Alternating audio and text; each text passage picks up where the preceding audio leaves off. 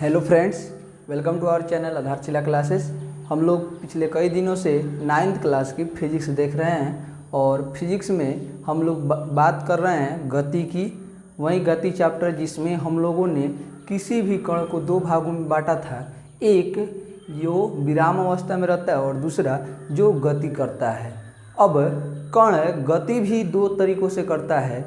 एक हो सकता है कि उसको पता हो कि हाँ उसको किस दिशा में जाना है, ठीक है, और दूसरा हो सकता है कि उसको पता ही नहीं हो कि उसको किस दिशा में जाना है।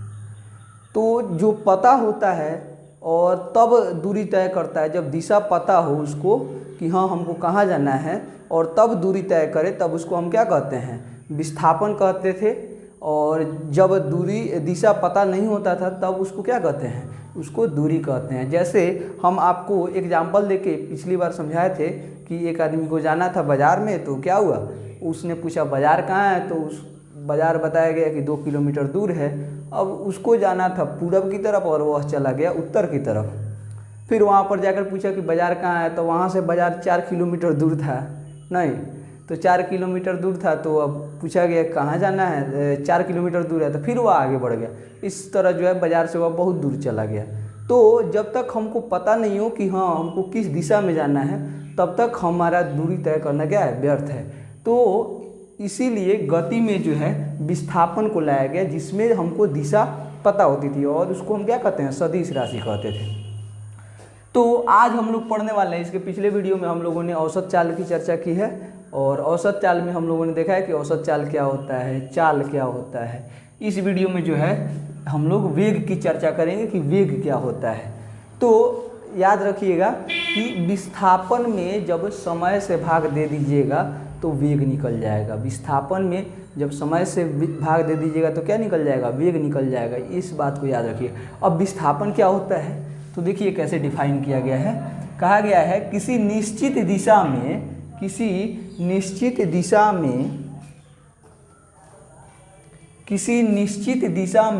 एकांक समय में, एकांक का मतलब आपको पिछले वीडियो में ही हम बता चुके हैं। एकांक का मतलब हुआ एक, एकांक का मतलब क्या हुआ, एक। अब देखिए समय का एकांक समय, अब हम समय का मात्रक क्या प्रयोग करते हैं, सेकेंड। तो वही कह रहा है किसी निश्चित दिशा में, माने दिशा क्या होना चाहिए, निश्चित होना चाहिए। तो किसी निश्चित दिशा में एक समय, एकांक समय में, यानी कि 1 सेकेंड में, हम लोग समय का ऐसा ही मात्रक सेकेंड मानते हैं। तो 1 सेकेंड में तय की गई दूरी, ठीक है। तो निश्चित दिशा में तय की गई दूरी क्या कहलाती है, विस्थापन कहलाती है। निश्चित दिशा में तय की गई दूरी विस्थापन कहलाती है। और वही दूरी अगर 1 सेकेंड में तय की जाए तब उसको हम कहेंगे वेग कहेंगे। क्या कहेंगे, वेग कहेंगे। वेग को अंग्रेजी में क्या कहते हैं, वेलोसिटी। क्या कहते हैं, वेलोसिटी। इसलिए जो है, इसलिए वेग को हम लोग, वेग को प्रायः v से निरूपित किया जाता है। वेग को हम लोग अंग्रेजी में क्या कहते हैं, वेलोसिटी कहते हैं। इसलिए वेग को किससे निरूपित करते हैं, इसलिए निरूपित किया जाता है। वेग को प्रायः किससे निरूपित किया जाता है, v से निरूपित किया जाता है। और देखिए v क्या है, एक सदिश राशि है। वेग क्या है, एक सदिश राशि है। यह एक सदिश राशि है, लिख सकते हैं आप लोग, यह एक सदिश राशि है। तो जब यह एक सदिश राशि है तब इसके ऊपर वेक्टर का चिन्ह रहना चाहिए ना जी। तो वेक्टर का चिन्ह कैसे बताते हैं, किसी का भी वेक्टर बताना हो, ए के ऊपर क्या लगा देंगे, तीर का निशान लगा देंगे। बी का वेक्टर बताना है, बी के ऊपर तीर का निशान लगा दिए। किसी का भी बी के ऊपर वेक्टर लगा है, यानी कि बी क्या है, यहाँ पर वेग की बात की जा रही है ना। तो यहाँ पर वेलोसिटी के ऊपर लगाए हैं हम क्या, वेक्टर लगाया है, सदिश लगाया है। तो यह सदिश को निरूपित करता है, माने दिशा वाला है। इसका मतलब वेग जो है सदिश है, ठीक है। वेग को किससे निरूपित करते हैं, प्रायः v से निरूपित किया जाता है। तो अभी हम लोगों ने देखा कि निश्चित दिशा में तय की गई दूरी, यानी कि अगर हमको वेग का फॉर्मूला लिखना होगा तो क्या लिखेंगे कि निश्चित दिशा में तय की गई दूरी, याद कीजिए, औसत चाल में जो था वो निश्चित दिशा नहीं था, लेकिन इसमें जो है निश्चित है, निश्चित दिशा में तय की गई दूरी और बटा तय करने में लगा समय, तय करने में लगा समय। ठीक है, अब देखिए निश्चित दिशा में तय की गई दूरी माने विस्थापन, निश्चित दिशा में तय की गई दूरी मतलब क्या हुआ, विस्थापन हुआ, और बटा क्या हुआ, समय हुआ, विस्थापन हुआ और बटा समय हुआ तय कर। अब देखिए विस्थापन को हम लोग किसी से भी दर्शाएं, एक बात आप लोग के मन में उठ रहा होगा कि हाँ हम लोग दूरी को किससे दर्शाएंगे, विस्थापन को किससे दर्शाएंगे।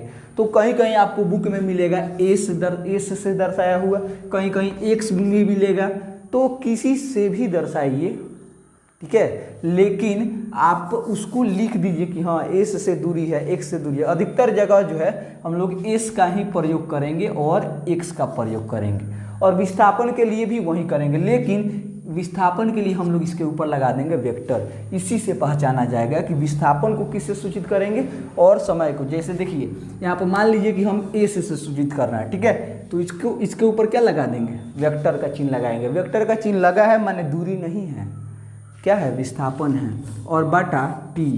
अगर इसको हम लोग एक्स से सूचित करते तो यहाँ पर क्या लिखते, एक्स बटा टी, कुछ भी लिखिए, यहाँ पर हम एक एस ही लिख देते हैं, एस, इसके ऊपर लगाएंगे वेक्टर का चिन्ह। जब भी सदिश को दर्शाना हो वेक्टर का चिन्ह जरूर लगाइएगा, अब बटा टी, ठीक है, यानी कि भी वेक्टर बराबर क्या हो जाएगा, विस्थापन बटा समय, यानी कि एस बटा टी, यानी भी vector is equal to vector S by T, ठीक है, वेक्टर एस बाई टी। तो यह हो गया हमारा वेग। अब वेग के बारे में हम लोग कुछ पॉइंट और समझ लेते हैं कि वेग किस पर निर्भर करेगा, ठीक है, वेग किस पर निर्भर करेगा। सोचिए कि अगर विस्थापन का मान बढ़ा दिया जाए, विस्थापन का मान बढ़ा दिया जाए तो वेग बढ़ेगा कि घटेगा।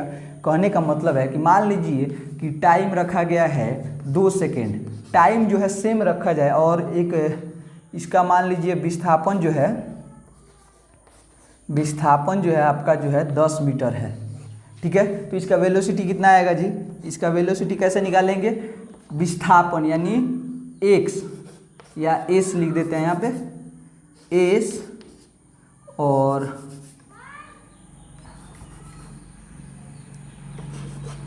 और बाई टी, एस यानी कि 10 मीटर और बटा 2 सेकेंड, ठीक है, तो ये कट जाएगा कितना बार में, 5 मीटर प्रति सेकेंड आ गया, ठीक है, 5 मीटर प्रति सेकेंड आ गया। अब सोचो कि इस विस्थापन के मान को हम लोग थोड़ा सा बढ़ा दें और इसको जो है हम लोग 10 के जगह पर 12 कर दें, कितना कर दें, 12 कर दें, तो 12 कर देंगे तब वेक्टर v बराबर क्या होगा, वेक्टर एस बाई टी, यानी वेक्टर एस अब 12 रखें और बटा 2 और कटा के आ गया हमारा 6 मीटर। कहने का मतलब है कि अगर वेग में जो है विस्थापन का मान बढ़ेगा तो वेग का मान भी बढ़ेगा, ठीक है, विस्थापन का मान अगर बढ़ाया जाए तो वेग का मान भी बढ़ेगा। इसको हम लोग एक और एग्जांपल से समझते हैं, पहले इसको हम लोग मिटा देते हैं थोड़ा सा।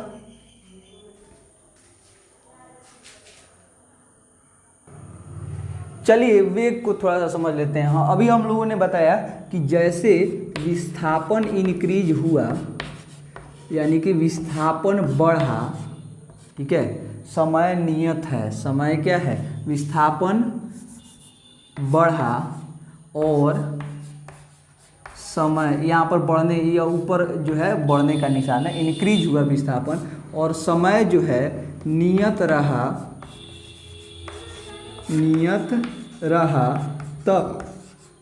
तब वेग क्या होगा, वेग भी इंक्रीज होगा, यानी कि वेग भी बढ़ेगा, ठीक है, विस्थापन बढ़ा, समय नियत रहा तब वेग का मान भी बढ़ेगा। लेकिन एक और पॉइंट आप सोच सकते हैं कि भैया बताइए कि अगर विस्थापन नियत रहा, अब की बार विस्थापन को नहीं बढ़ाए, विस्थापन को क्या रखे, नियत रखे, और विस्थापन नियत रहा और समय को इंक्रीज कर दिए, मैंने समय को बढ़ा दिए, ठीक है, समय को क्या किए, बढ़ा दिए।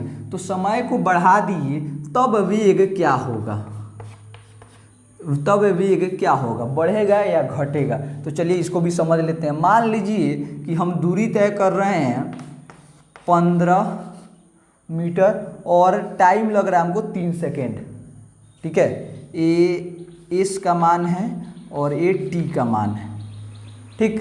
तब इसका वेलोसिटी कितना आएगा जी, 15 और बटा 3 भाग कर देंगे ना जी, एस बाई टी यानी 15/3 कट जाएगा, ये हो जाएगा 5 मीटर प्रति सेकेंड। अब क्या करेंगे, इसको इंक्रीज करके 5 सेकेंड कर देते हैं, मैंने इसको बढ़ा करके, अभी समय को बढ़ा रहे हैं ना जी, तो समय को बढ़ा देते हैं और इसको क्या कर देते हैं, 5 सेकेंड कर देते हैं। अब भी बराबर कितना होगा, दूरी तो वही है 15 और बटा समय क्या हुआ है, बढ़ गया है, 5 तिया 15 यानी कि 3 मीटर प्रति सेकेंड आ गया।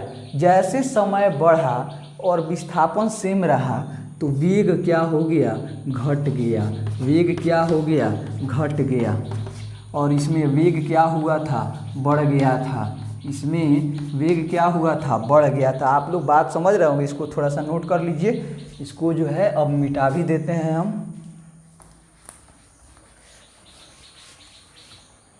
तो जैसे देखिए विस्थापन बढ़ा, समय नियत रहा तो वेग भी बढ़ा।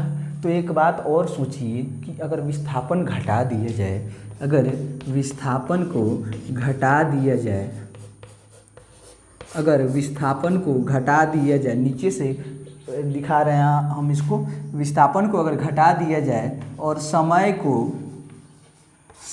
को नियत रखा जाए, नियत या निश्चित रखा जाए,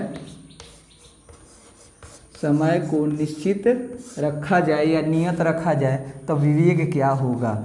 जैसे विस्थापन बढ़ा है, वेग बढ़ गया है, तो सोचो आपके दिमाग में भी आ रहा होगा कि वेग जो है, जैसे विस्थापन घटेगा वेग भी क्या हो जाएगा, घट जाएगा, वेग भी घट जाएगा, घट जाएगा, जाएगा, ठीक है। उसी तरह यह था इसका। अब चलेंगे इस पर, इसके उल्टे पर चलेंगे। विस्थापन को नियत रखे, समय को यहाँ पर बढ़ाए थे, यहाँ पर समय को क्या करेंगे, घटा देंगे। विस्थापन जो है यहाँ पर नियत है और समय को यहाँ पे हमने बढ़ाया था और यहाँ पे हम लोग क्या करेंगे, समय को घटाएंगे। तो समय को बाबू जब घटाएंगे, यहाँ पर देखिए समय बढ़ा तो वेग घटा, समय घटेगा तो वेग क्या होगा, बढ़ेगा। नहीं, अभी आप ही लोग, समय बढ़ा तो वेग घटा और वेग समय घटा तो वेग क्या होगा, बढ़ेगा, वेग जो है इंक्रीज करेगा, बढ़ जाएगा। चलिए इस बात को आप लोग नोट कर लीजिए, आप लोग आशा करते हैं समझे होंगे, इस बात को पहले नोट कीजिए। चलिए इसको हम मिटा देते हैं और उसके बाद जो है आगे देखते हैं हम लोग औसत वेग। पहले इसको मिटा देते हैं।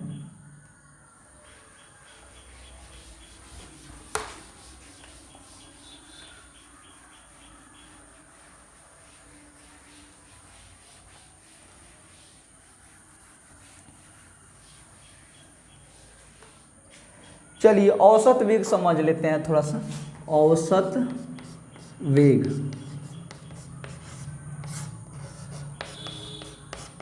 इसको अंग्रेजी में क्या कहेंगे जी, इसको कहेंगे एवरेज वेलोसिटी। क्या कहेंगे, एवरेज वेलोसिटी। आप लोग के दिमाग में ये भी चल रहा होगा कि भैया जो है क्या किए थे कि वेग को भी v से दर्शाए हैं और चाल को भी v से दर्शाए थे। तो बाबू याद रखना, आपको पहले ही बता चुके हैं कि यहाँ पर क्या किए, हम सदिश लगाए हैं, सदिश लगाए हैं, इसी से निशान, इन दोनों में फ़र्क है। यह किसको निरूपित करेगा, औसत चाल को, और यह किसको निरूपित करेगा, औसत वेग, वेग को, ठीक है। तो औसत वेग यानी एवरेज वेलोसिटी किसको कहते हैं, तो इसको हम लोग कैसे परिभाषित करेंगे, बस सब कुछ वही करना है, बस टोटल दूरी लिख देना है और टोटल समय लिख देना है। तो लिखिएगा, क्या लिखेंगे, किसी निश्चित दिशा में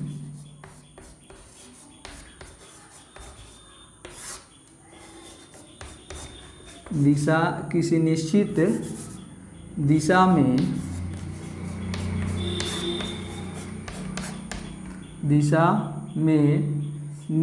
निश्चित समय अंतराल के लिए या एकांक, किसी निश्चित दिशा में एकांक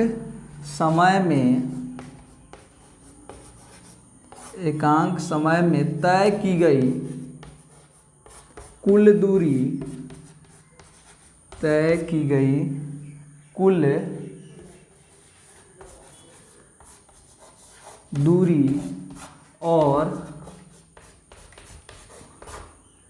और उसमें लगे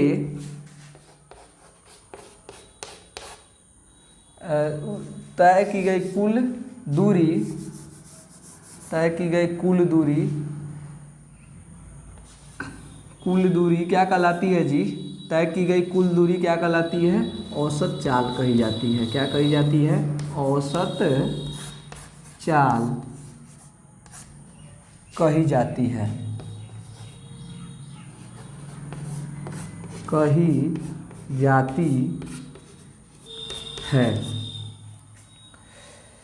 औसत वेग का परिभाषा हम यहाँ पे लिख दिए हैं। किसी निश्चित दिशा में क्या लिखे हैं, किसी निश्चित दिशा में एकांक समय बस वहीं से परिभाषा है, तय की गई कुल दूरी, यहाँ पे ध्यान में रखिएगा, क्या कुल दूरी, और कुल दूरी क्या कहलाती है, औसत चाल नहीं, औसत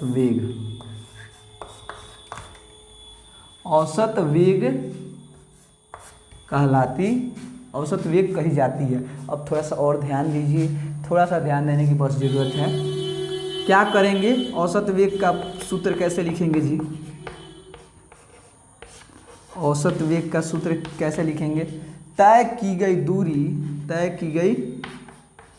कुल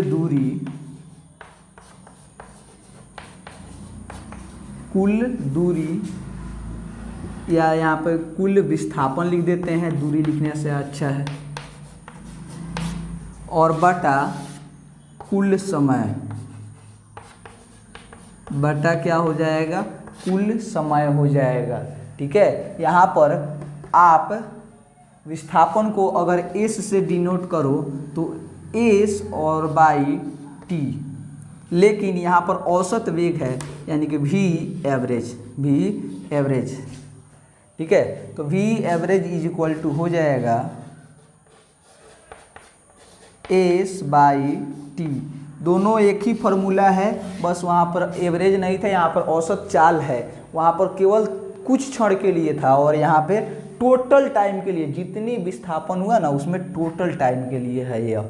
तो इसमें भी देखिए, इसमें भी जब विस्थापन का मान इंक्रीज होगा, इसमें भी जब एस का मान इंक्रीज होगा और टाइम जो है नियत रहेगा, तो भी एवरेज का मान भी क्या होगा, इंक्रीज होगा, और एस का मान डिक्रीज हुआ अगर घटा तो भी एवरेज का मान भी क्या हो जाएगा जी, इसका भी मान घट जाएगा, नहीं इसका भी मान क्या हो जाएगा, घट जाएगा।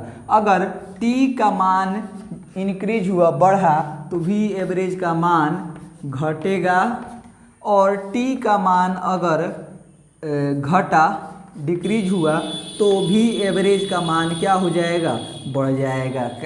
ठीक है, तो इसमें भी यह रूल अप्लाई हो सकता है। तो यह थी औसत वेग। औसत वेग माने वेग का औसत, जितना दूरी तय किया, जितना विस्थापन हुआ, उसमें टोटल टाइम से भाग दे देने पर हमारा क्या निकल जाएगा, औसत वेग निकल जाएगा। अब थोड़ा सा इसको मिटा देते हैं इसको, और इसके थोड़ा बात कर लेते हैं इसके एसआई मात्रक पे। थोड़ा सा इसके एसआई मात्रक पे बात कर लेते हैं। अच्छा एक बात बताइए, वेग का जो एसआई मात्रक होगा वही ना औसत वेग का एसआई मात्रक होगा। वेग का जो एसआई मात्रक होगा वही एसआई औसत वेग का एसआई मात्रक होगा। तो वेग का अगर हम लोग एसआई मात्रक निकाल लें, वेग का एसआई मात्रक निकाल लें, एसआई यूनिट इसका निकाल लें, तो हमारा औसत वेग का भी निकल जाएगा। तो चलिए सबसे पहले वेग का निकाल लें। तो v बराबर क्या होता है जी, एस बटा टी।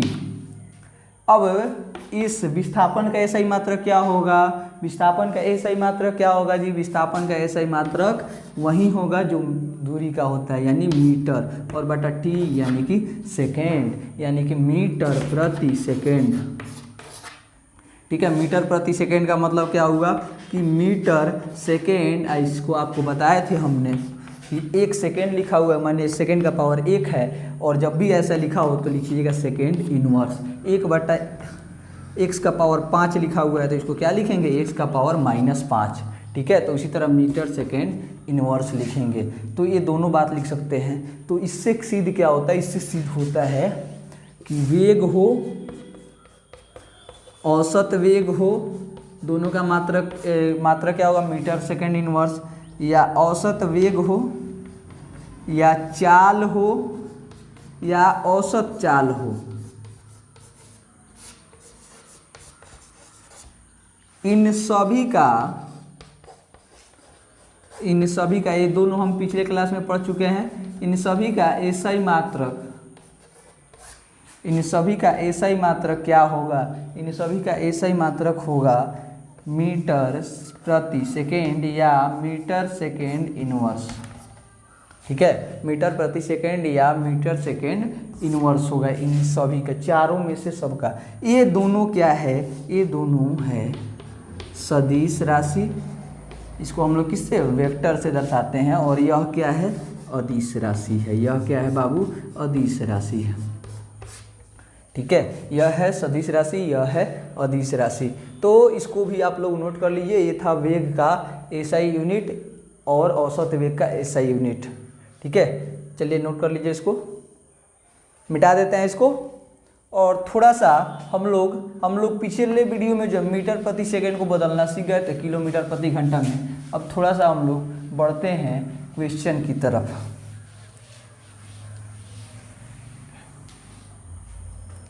चलिए, अगर कहे क्वेश्चन, कोई कण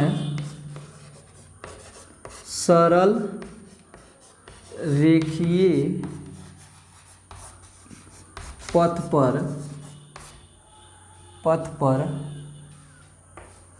5 किलोमीटर दूरी तय करता है, इसमें उसे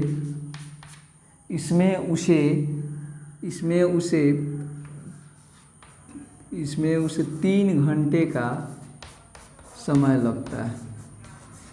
3 घंटा नहीं लेते हैं, 2 घंटा ले लेते हैं। 2 घंटे का समय लगता है। ठीक है, अब देखिए, तब ज्ञात करें, क्या क्या ज्ञात करना है देख लीजिए। औसत चाल, या इसको केवल चाल कहिए, और औसत वेग। ठीक है, तो चलिए सबसे पहले इसको सॉल्यूशन करते हैं इसका। अच्छा, सोचिए कि एक कण जो है सरल रेखीय पथ पर गति कर रहा है। कैसे गति कर रहा है, सरल रेखीय, माने सरल रेखा पर। ठीक है, तो सरल रेखा पथ पर गति कर रहा है 5 किलोमीटर उसने दूरी तय किया। मैंने हिंवा से चलना शुरू किया और हिंवा पहुंच गया। मान लीजिए कि हई जो है ए है और हई बिंदु बी है। यहाँ से गति शुरू किया, ये बी तक पहुंचा, और इन दोनों के बीच की दूरी 5 किलोमीटर है, और इसमें उसको टाइम लगा 2 घंटे। ठीक है, तो यहाँ पर क्या होगा जी, विस्थापन यहाँ पर 0 होगा, नहीं यही ना होगा जी। तो चलिए, तो सबसे पहले इसका हम लोग को औसत चाल निकालना है। तो औसत चाल निकालने से पहले जो दिया उसको पहले लिख लेते हैं। यहाँ पर दूरी कितना दिया है, दूरी यानी कि एस 5 किलोमीटर। तो हमको इसको मीटर में रखना है ना जी, तो मीटर में बदलने के लिए कितना से गुना करते हैं, 1000 से गुना करते हैं। 5 गुना 1000 यानी कि 5000। इसको हम लोग अभी चेंज नहीं भी करेंगे तो कोनो दिक्कत नहीं है, आगे जाके जो है हम लोग कर सकते हैं। तो अब समय दिया है आपका 2 घंटा, समय यानी कि टी कितना दिया है, 2 घंटा दिया है। समय दिया है 2 घंटा, घंटा को मिनट में बदला 60 से गुना किया, मिनट को सेकेंड में बदला 60 से गुना किया, 60 कितना हो जाएगा, 7200 सेकेंड हो गया। नहीं, अब चलिए अब औसत चाल निकाल लेते हैं। अब चलते हैं औसत चाल को किससे सूचित करेंगे, भी से सूचित करेंगे। भी बराबर क्या हो जाएगा, भी बराबर हो जाएगा दूरी यानी कि एस और बटा टी। एस कितना है, 5000 है और बटा 7200, ठीक है। और बटा ए हो जाएगा मीटर, ए हो जाएगा सेकेंड। इसको कटा दीजिए, ए आ गया 50 और ए आ गया 72, 25 बटा 36 मीटर प्रति सेकेंड। इसका आ गया औसत चाल। अब देखिए कोई भी कण अगर सरल रेखा पथ पर गति कर रहा हो, याद रखिएगा, दिमाग में बैठा के रखिएगा, कोई भी कण अगर सरल रेखा पथ पर गति कर रहा होगा तो उसका दूरी विस्थापन के बराबर होगा। उसका दूरी किसके बराबर होगा, विस्थापन के बराबर होगा। जब दूरी विस्थापन के बराबर होगा भाई, जब दूरी जो है दूरी बराबर होगा विस्थापन, तो क्या औसत चाल के बराबर नहीं होगा, औसत वेग होगा ना। तो यहाँ पे लिखेंगे चूंकि कण सरल रेखीय पथ पर गति कर रहा है, सरल रेखीय पथ पर गति कर रहा है,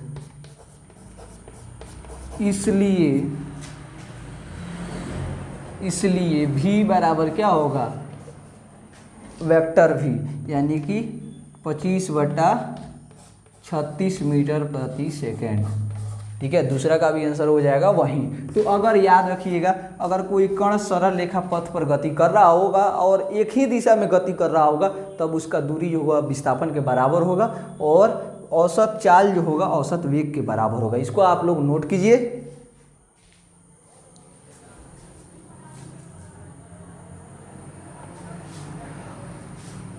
चलिए आप लोग नोट कर लिए होंगे। अगले वीडियो में जब हम आएंगे तो अगले वीडियो में इस पर औसत चाल और औसत वेग इन दोनों पर ढेर सारे न्यूमेरिकल लगाएंगे और अगला वीडियो जो होगा हम लोग का न्यूमेरिकल्स का ही होगा। तो आप इसको और बेहतर से समझ पाएंगे न्यूमेरिकल्स के माध्यम से। उसमें आपको सारी बातें डेटा क्लियर होते जाएंगी और सारी क्लैरिटी जो है ना आपकी वो बहुत ज़्यादा बढ़ जाएगी। और जब भी आप न्यूमेरिकल्स बना लेते हो ना, तब आपका कॉन्फिडेंस लेवल जो है बहुत ज़्यादा बढ़ जाता है। तो इसलिए जो है हम लोग न्यूमेरिकल्स लगाएंगे इसके अगले वीडियो में। आज रहने देंगे, बस इतना ही। धन्यवाद।